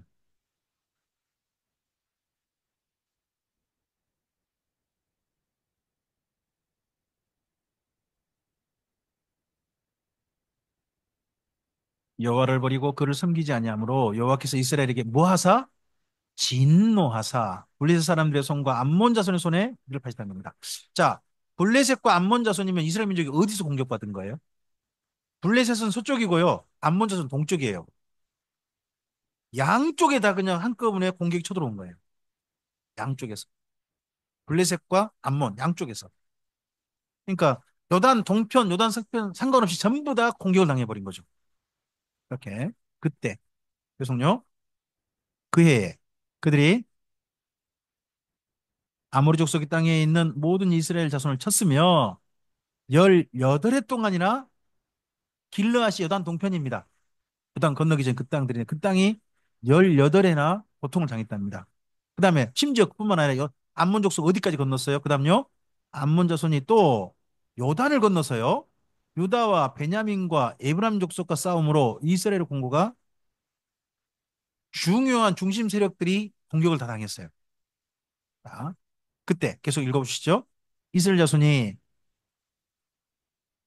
우리가 우리 하나님을 버리고 바알들을 섬김으로 주께 범죄했나이다 하니 여호와께서 이스라엘 자손에게 이르시되 내가 애굽 사람과 아모리 사람과 암몬 자손과 블레셋 사람에게서 너희를 구원하지 아니하였느냐 또 시돈 사람과 아말렉 사람과 마온 사람이 너희를 압제할 때에 너희가 내게 부르짖음으로 내가 너희를 그들의 손에서 구원하였거늘 너희가 나를 버리고 다른 신들을 섬기니 그러므로 내가 다시는 너희를 구원하지 아니.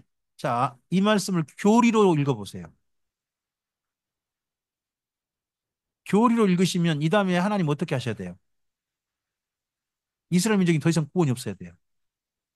근데 이 다음에 구원하실까요? 안 하실까요? 해요. 하신단 말이에요. 계속 구원하신단 말이에요. 그럼 이건 뭐예요? 그럼 이건 둘 중 하나예요. 하나님이 거짓말했거나 다른 표현이거나 이걸 보고 하나님의 감정적 언어라고 해요. 여러분 집에서 혹시나 진짜 속썩이면 내가 당신하고 다시는 말을 섞나 봐라.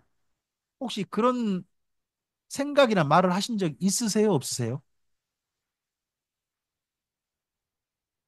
애들이 하도 속썩이면 내가 너한테 용돈을 다시는 주나 봐라. 혹시 그런 말 하신 적 있어요, 없어요? 아, 있으세요? 그러면 주셨어요, 안 주셨어요? 왜 줘요? 주지 말지. 안 준다 그랬습니다. 그게 뭐예요? 그때 심정이죠. 심정이잖아요. 성경에도요, 하나님의 이런 심정적 언어가 나온다니까요. 얼마나 속이 상하셨으면 이렇게 말씀하셨겠어요. 이때가 사사기 시대의 거의 마지막 갈 때거든요. 입다가 등장할 때 정도예요. 입다 다음에 삼손 등장하는데 이때 정도 하나님의 속이 문드러지고 문드러진 거예요. 그러다 보니까 이런 식의 말까지 표현까지 나온 거예요. 자, 그 다음 또 볼까요? 근데 계속 읽어보죠. 가서 너희가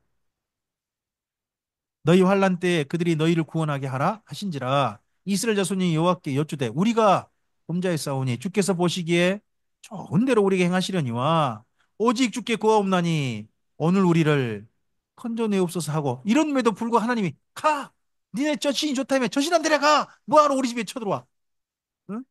뭐하러 집구석 들어와 나가 이러셨는데 그래도 하나님께 뽀짝뽀짝 붙는 거죠 이스라엘 민족이 그러면 하나님이 발로 걷어차는 게 아니라 어떻게 되시느냐 읽어보세요.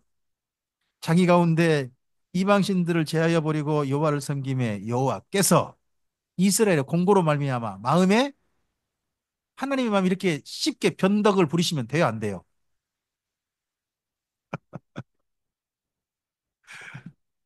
이거 보면 하나님이 이스라엘 민족을 너무너무 사랑하신 게 보여요. 다만 속이 상하신 거예요. 속이 너무 상하셔 버린 거예요. 그러니까 이런 표현들 우리가 잘 보면 성경에서 하나님께도 감정이라는 게 있으시구나. 또 다르게 생각해 보세요. 나를 쳐다보고서도 속상하실 수도 있을 거 아니에요.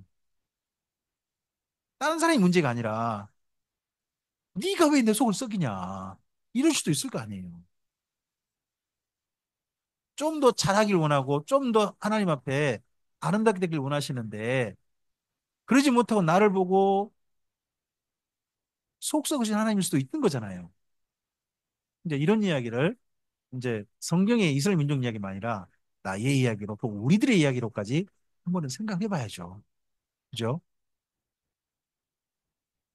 자, 그리고 사사기는 결국은요, 창피한 이야기로 마무리해요. 하나는요, 이름을 실명거론을 해버려요. 누구의 손자래요? 모세 손자면 좋은 사람 나와야 돼, 안 좋은 사람 나와야 돼요.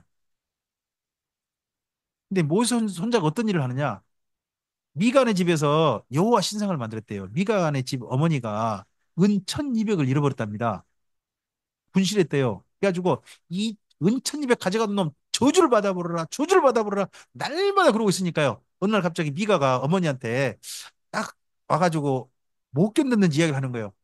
어머니 이상해요. 어머니의 은 1200이 저한테 있네요. 가져간 사람이 누구예요?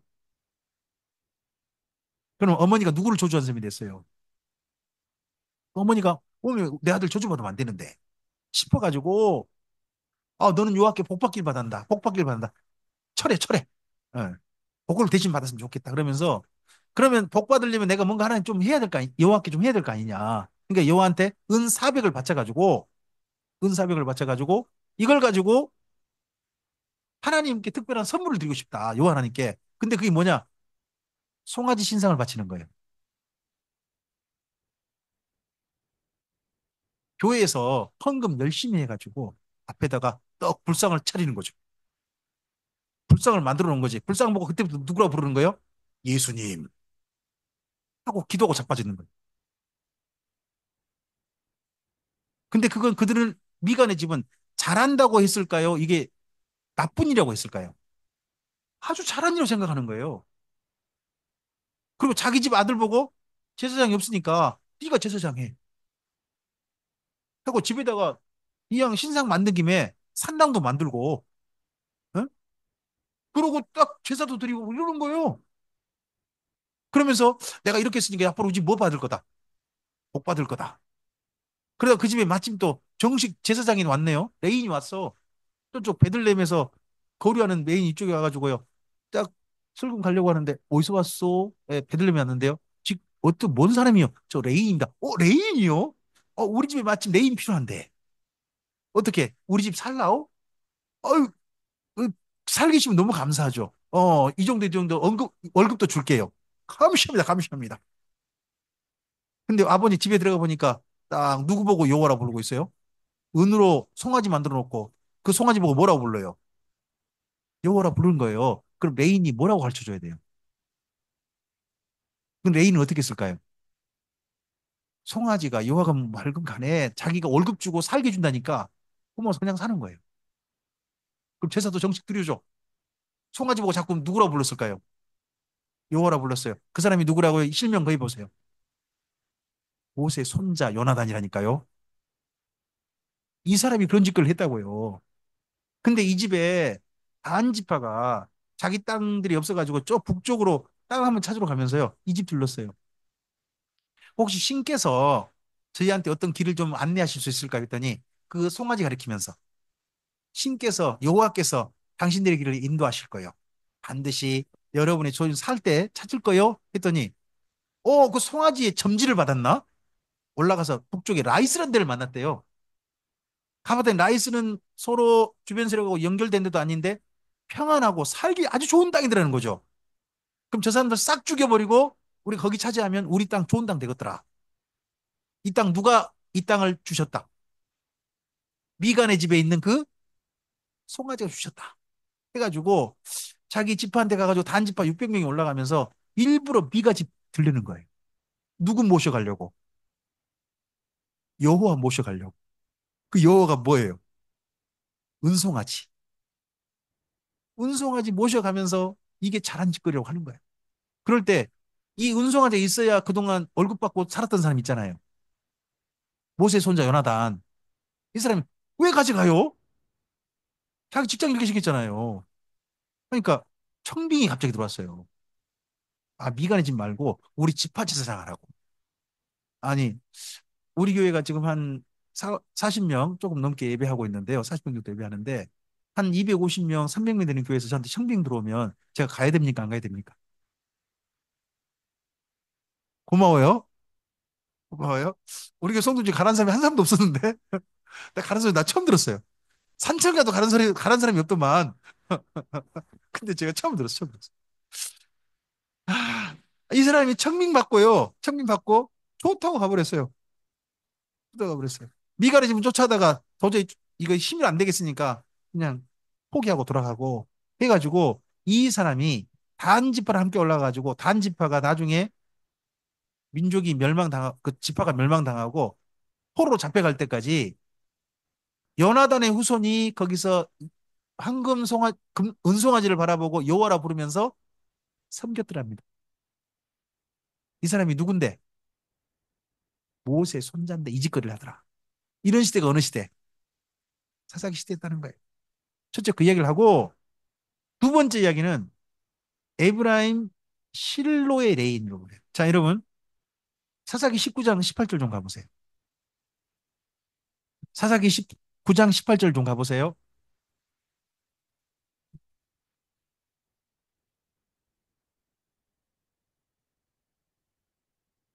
하셨으면 좀 읽어주실까요?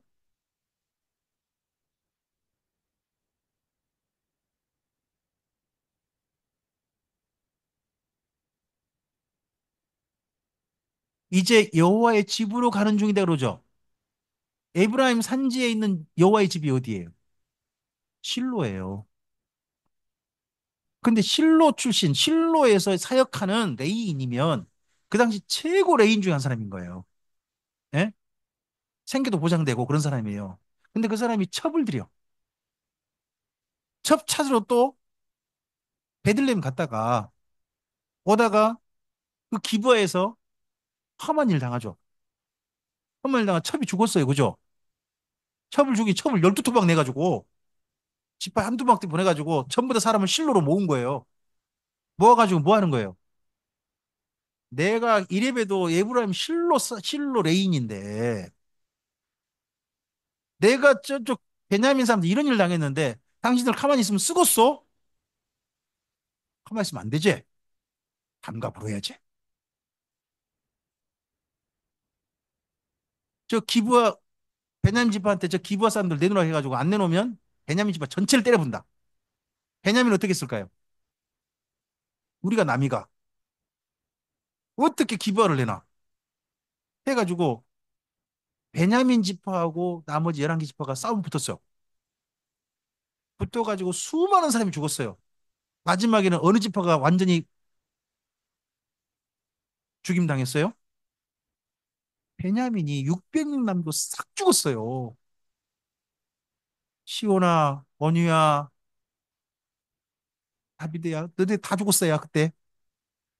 싹 죽었어. 엄마도 죽었어. 남자만 600명 남았다니까. 그렇게 죽고서 세상에 600명 남고 나 있으면 그때 정신 차릴 거예요. 우리가 화가 나는 바람에 지금 우리가 무슨 짓걸 해버렸다. 우리 한 지파를 완전히 싹 죽여버렸구나, 우리가. 전쟁 참여하는 또 어떤 도시들 가가지고 그 사람 싹 죽여. 여자 400명 데리고 가는데 200명 부족하잖아요. 부족하니 실로에서 거기 와가지고 조금 춤추고 하는 여자들이 있으면 보쌈해 가는 거 허용. 몇 명까지? 200명까지. 그래가지고 겨우 베냐민 지파가 다시 자리 잡고 살기 시작했다. 그럼 이스라엘 12지파 중에 제일 힘 약한 지파가 어느 지파가 돼버렸어요? 베냐민 됐어요. 근데 그 베냐민의 일이 터진 장소가 어디라고요? 기브아. 그 기브아 칠순에 기브에 가면 기스라는 사람이 있대. 기스가. 기스라는 사람이 있어요. 기스라는 사람이 아들이 누구예요? 사울이 왕이 돼요. 왜 하나님께서 하필 그 베냐민의 더더구나 기브아 거기에 사울을 왕으로 택하셨을까요? 이스라엘 민족이 제일 약하잖아요. 힘도 없잖아요. 이스라엘 민족 가운데 제일 어떻게 보면 지파로 취급받지 않는 그런 지파예요. 그러니까 이 사울이 누구만을 의지하기를. 근데 이 사울이 뭘 원해요? 자기가 존경받기를 원해요. 자꾸 누구에 치우쳐요? 하나님이 아니라 사람에게 치우친 일이 그 다음에 있게 됩니다. 이게 바로 이 사건입니다. 이 사건을 시작이 누구예요? 레인이요, 레인. 사사기 시대에 엉뚱하게 신상을 신으로 섬기게 만든 사람도 누구고? 레인이고, 이스라엘 민족끼리 서로 싸우게 만든 사람도 누구고? 이게 할짓거리입니까? 대한민국 교회 목회자가 대한민국 사람들끼리 서로